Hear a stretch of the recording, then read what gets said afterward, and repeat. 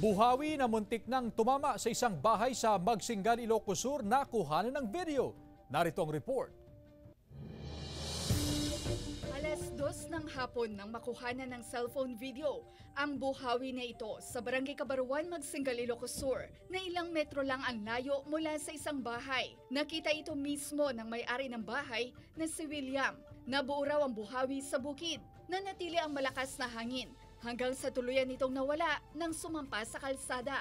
Basi paliting ang mukha kan, hindi pagtaligaw ko, daktor mo ito, yung panamtang traktorin, nag-isip mo siya. At dalak pamtamog ko, itayab natin eh.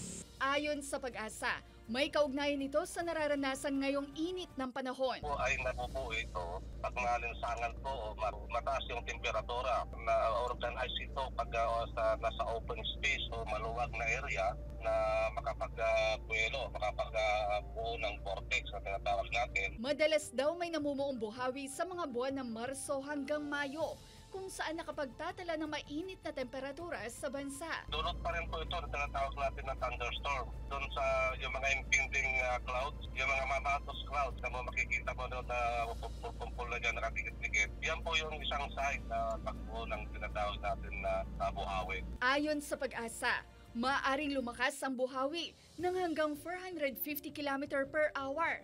Kaya't sakaling maabutan nito, agad lumayo at maghanap ng matibay na estrukturang masisilungan.